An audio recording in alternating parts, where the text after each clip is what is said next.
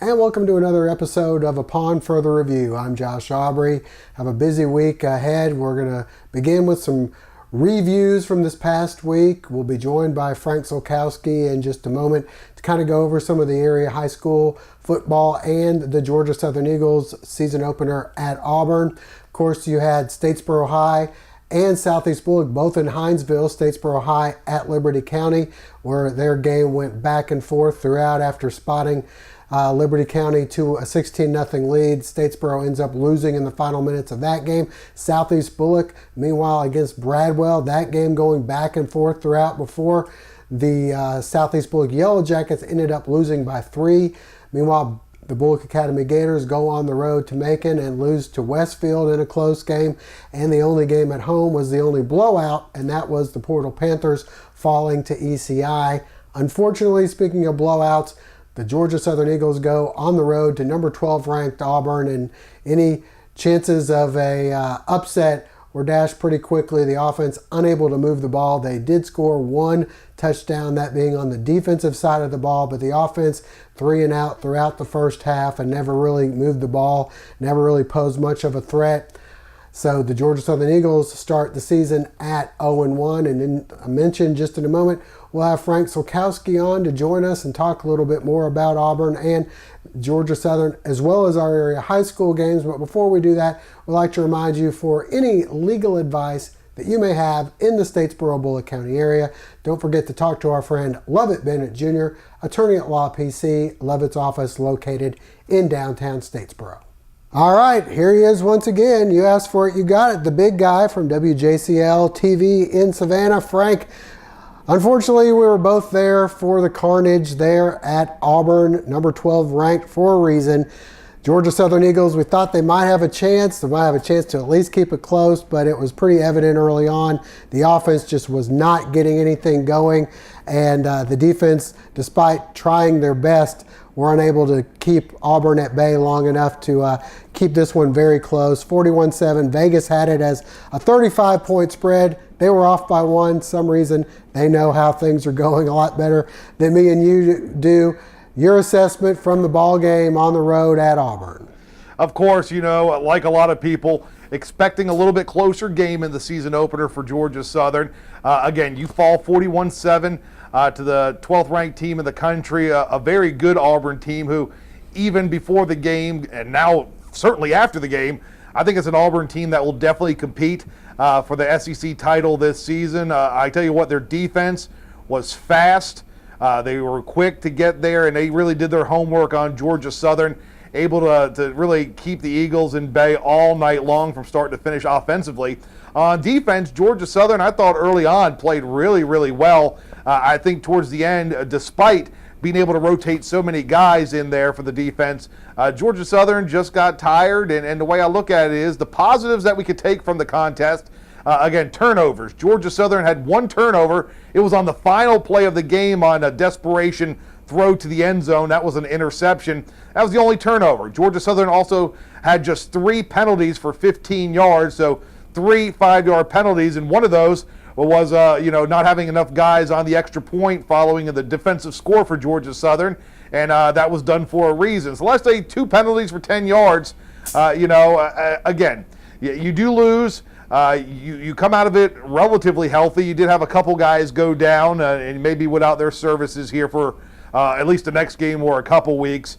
But the big thing you take out of it is those young guys, and we've talked about it. Georgia Southern with only 8, 9 seniors on the roster, one of the youngest teams in all of FBS football. You got a lot of young guys. And again, I think 4 true freshmen saw action in that game. So you got some young guys action, and hopefully that will pay off as you get into a little lesser competition. And again, I don't want to take anything away about the future teams Georgia Southern plays, but I think the Eagles just faced the toughest team they'll face all season long in that Auburn Tiger squad. Without a doubt. I don't think that's an understatement at all. But Frank, one of the big question marks going into the season was how would the offense look? And I know we saw scrimmages, but you knew Georgia Southern wasn't showing everything at those scrimmages. I was very interested to see, because you bring in Brian Cook from Georgia Tech and you think, well, maybe we're going to look a little bit like Georgia Tech. I don't think that offense looked anything like Georgia Tech's offense. It looked to me, from the look of things, a lot more like the Georgia Southern offense that was run by Willie Fritz and Doug Roos from a couple years back, as opposed to last year or anything that Georgia Tech ran. They said they were going to do some things under center. It does not look like that is going to be the case this year. Brian Cook kind of alluded to, this is what you're going to see. You know, you may see some more wrinkles out of that offense, and I sure hope we do. But it looks like you're going to have more of those two-back sets. They said we're going to have a slot back, but really, I never really saw anything that looked like a slot back out there. You kind of saw that H-back that we've seen before. But, you know, your thoughts on the offense in particular and the look of it? I tell you what, it's like you said, the offense does favor a lot more what we saw under Willie Fritz. And what I think is going to happen is it's kind of going to evolve. I mean, again, you have a new offensive coordinator, and I do believe that some of the stuff that we saw in the scrimmages and preseason camp, even going back to the spring, you know, you want to work on those things and get them down and have them right before you go out there and use them in a game, especially in a game against the 12th ranked team in the country. So I think Georgia Southern holding a little bit back against Auburn, and probably rightfully so. I mean, you got to be thinking that, you know, Georgia Southern went into that game definitely wanting to win the contest, but at the same point, you wanted to give your younger guys a chance to get the pace of the game. You got a redshirt freshman and Shai Wertz there under center or playing at the quarterback position. His first ever collegiate snap comes in front of 87,000 plus there at Auburn. So I think it was a little vanilla, and I think we're going to see things as the season goes on continue to be implemented and added to. And I think that's how the playbook grows. Again, you want to go in with a package that gives your squad a chance to compete, and then as you're competing and you're improving and you're getting those first couple things down, then you add to and you add to and you add to, and that's where you start getting the different looks and the variety of type plays. And again, I think part of it goes back to Auburn's defense able to disrupt our offense. There was no chance to get into a rhythm when you're doing so many 3-and-outs and you couldn't get the first down. Part of the reason why you had so many defenders in your face when you went to throw, or in the lanes when you were thinking about possibly pitching. It's kind of tough to get into a rhythm when you're facing that kind of defense, and especially having such a tall task for the first game of the season. I think things will get better, and I think the offense, it worked under Willie Fritz. I have no doubt in Brian Cook's ability as an offensive coordinator to put this offense in a position to be successful. And I think we're going to continue seeing an evolution of his offense. And again, he's got a pretty extensive background when it comes to it. And you got to remember, part of his background is Paul Johnson's triple option and his philosophy. So I think it's going to be a constant evolution. I think we go into the New Hampshire game, and I think we see a little bit more added. I think you're going to see some wrinkles you didn't see against Auburn back on Saturday, and hopefully that can kind of steamroll things, and then you go into an open week, and then you get into Sun Belt Conference play. So I think things are going to evolve, and I definitely am not ready to throw in the towel or throw this away as a lost season or push the panic button quite yet. It was the first game of the season against a team that just out-muscled you, out-athleticked you, and just flat out beat you. Sometimes that happens in sport. You get beat, and that's exactly what happened on Saturday over in Alabama. All right, well, stay with us. We've talked quite a bit about it. We'll show you some highlights and hear from Coach and some of the players coming up next.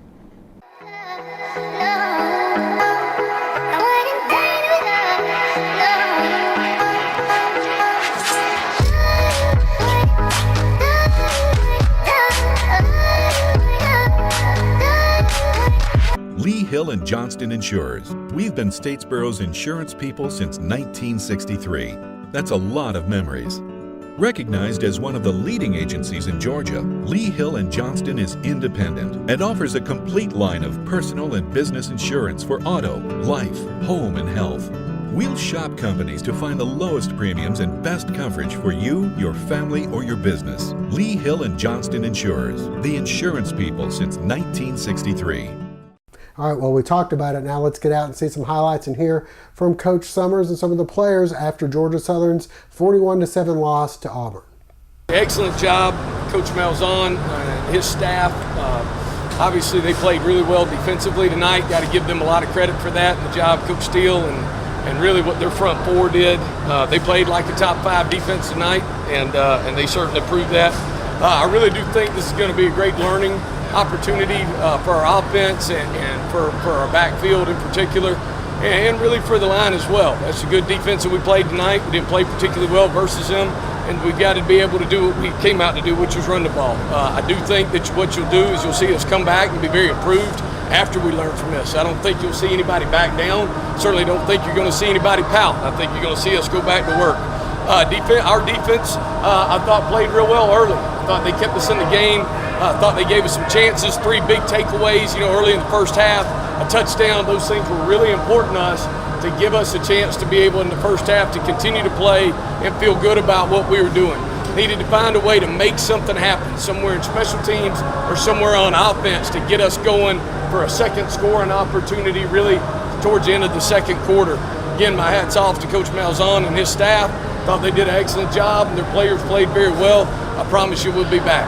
With that, any questions? Coach, assess your offense, how you felt you were going in and how you feel coming out. I still think we got a chance to be a very good offense this year. That's as good a defense as there probably is anywhere in the country. And, we didn't play real well tonight. We didn't. We had opportunities for some runs and just a combination of things, whether we missed it with the track or whether we wound up not being able to hold a block or sustain it a little bit longer or some decisions in the backfield. We've got to do a better job of that. That's what film tells us. That's what experience tells us.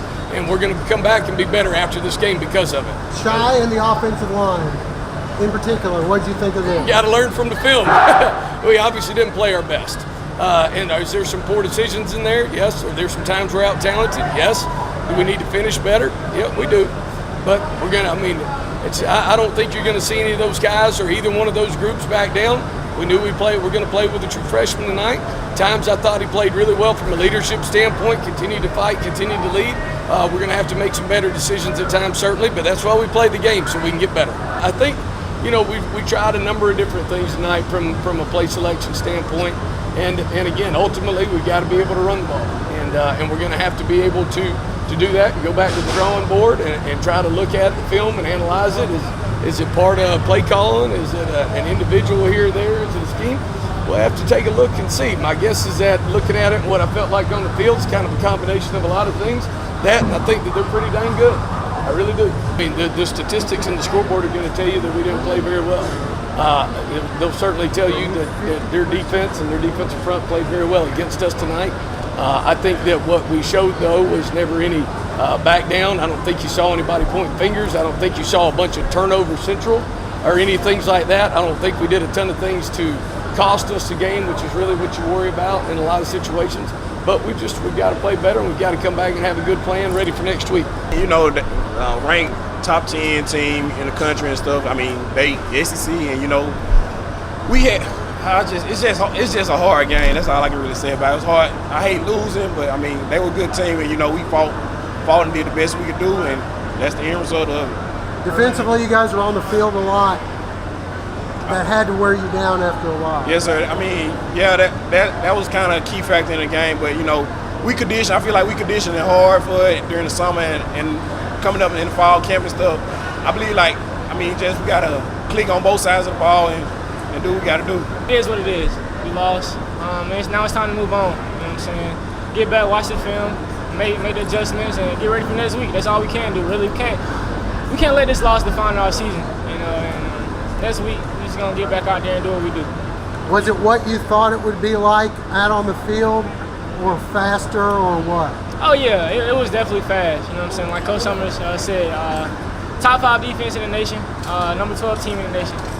And they showed it tonight. They came out ready to play. They did a lot of good things, and we just didn't respond how we were supposed to. Things in a football game, they're not going to go always how you want them to. You know what I'm saying? You just got to stay level-headed, stay focused, and it's all about being a quarterback. To stay ahead, a parent has to really be on the go and stop for school, stop for sports, stop for an intervention. But you don't have to stop for banking. To stay ahead with mobile online banking, bank ahead with Queensboro National Bank and Trust. See Jeremy Reagan and the staff at Queensboro National Bank and Trust, South Main Street in Statesboro. Joined again by Frank Sulkowski, the big guy from WJCL TV 22 News in Savannah. Frank, we had some area high school football, had a couple down in Hinesville. You had Statesboro High at Liberty County, who's been pretty tough over the past few years. You had Southeast Bullock traveling to Bradwell, who looks to be on the rise this year. The other games that we had, Portal hosting ECI, coming off a big loss to Swainsboro.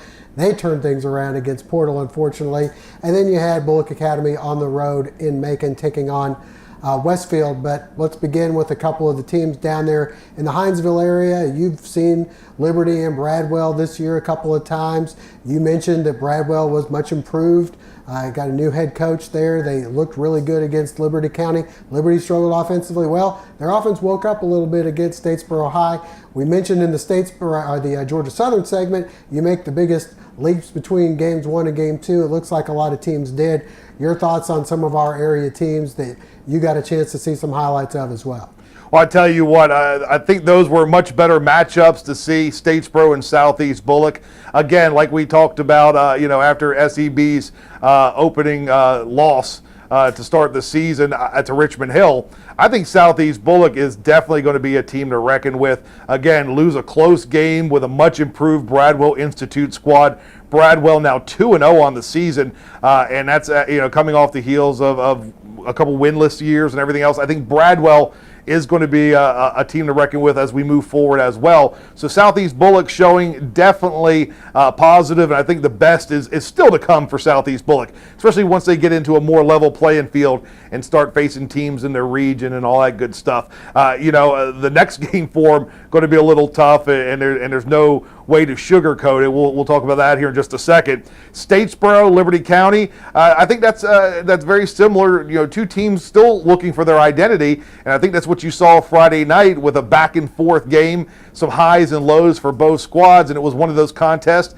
that somebody had to lose, and it just so happened to be Statesboro this past week. And again, I thought Statesboro did some good things. I was impressed with how Liberty County was able to turn it around as well. I mean, after opening the season with a loss to Bradwell Institute, I thought they were able to do some things as well and get back to a little bit of what Liberty of old had been about. So again, it's early in the season, so you're still trying to find out these identities for Statesboro and Southeast Bullock. The early part of the schedules have been pretty tough. There's been some tough matchups, especially for young teams or teams with new coaching staffs to have to deal with, and that's what's happening with Statesboro and Southeast Bullock. But with that said, definitely better days are ahead, and I'm talking about just a couple weeks here down the road. But like we touched on, Southeast Bullock, it's going to be tough this week. Yeah, you also had Bullock Academy on the road at Westfield, a team that has won a couple of state championships in the past. They were on a losing streak, but Bullock Academy had never beaten them. That one, another close game. They lose by less than a touchdown. Meanwhile, for Portal, I guess it was tough because ECI had to pay back somebody after that whipping they took at the hands of Swainsboro. I think ECI is a little bit better than what they showed against them. And then they come out and hand Portal a 54-6 loss. In the Statesboro and the Bradwell games, getting back to those, I agree with you. There seems to be some reasons to be optimistic, although they're both 0-2 on the season. But Statesboro's offense has been able to make some big plays. They have Davis Wiggins at quarterback. He threw a couple of long touchdown passes, and Liberty's defense is pretty good. They've got some D1 guys over there, as you've mentioned in the past. And as for Southeast Bullock, I think they're going to be getting a lot of games this year because of the fact that their offense eats clock. They've got a pretty big offensive line. They've got Chase Walker in the backfield. And if they can get 3 or 4 yards a carry and eat some clock and make some sustained drives, at the very least, they may lose some games pretty close. At the very best, they may be able to be in most of their games. You're exactly right. And again, I've made never tried to hide it. The Walker kid at Southeast Bullock, Chase Walker, he's one of my favorite players that I think I've covered over the years. The kid, I mean, he seems like he's been there for 12 years. Of course, it's only been 4. But the kid just seems to be a playmaker. And as long as you have that guy on offense and you're able to run some clock like Southeast Bullock has been able to do with their offensive line paving the way, Southeast Bullock is going to be in a lot of games. There's no doubt about that. Statesboro, a little bit bigger undertaking there with Coach Kaiser just getting in there trying to reestablish Statesboro as a power, and it's not going to be something that happens overnight. It's just not possible, especially at the classification of level Statesboro High plays. But again, like you talked about, the offense showed a much better improvement over week 1 to week 2, and I think that's something you're going to see as you continue to move on throughout the season there for the High. All right, well, we talked about it once again, but coming up next, we're going to take a look at some of the highlights from, thanks to Frank on a couple of fronts here. We've got Statesboro High at Liberty, Bradwell hosting Southeast Bullock. We also went up to Macon, and we have some highlights from Bullock Academy in Westfield, and back home, the only game was Portal and ECI. All that coming up next. The Medical Center Pharmacy on Grenade Street is proud to be your Health Mart pharmacy in Statesboro. The Medical Center Pharmacy, locally owned and serving this community for 50 years, is open 364 days a year. The pharmacists at Medical Center know there's nothing more important than your family's well-being. That's why they take the time to know their customers, explain their medications, and answer any questions. The Medical Center Pharmacy, your Health Mart pharmacy. Health Mart, caring for you and about you. Well, we discussed the area games. Unfortunately, none of them won, but we do have some highlights nonetheless. Some of the games pretty exciting. Let's get out and see highlights from Statesboro High at Liberty, Southeast Bullock at Bradwell, Bullock Academy on the road in Macon against Westfield, and we also have some highlights from Portal versus ECI.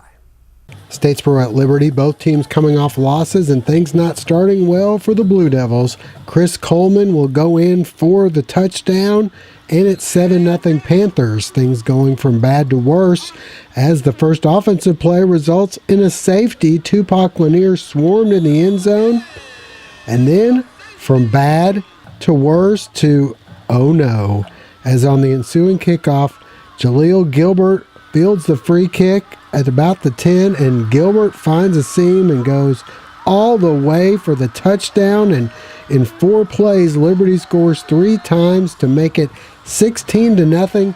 But the Blue Devils not phased. Davis Wiggins will spot right rocket.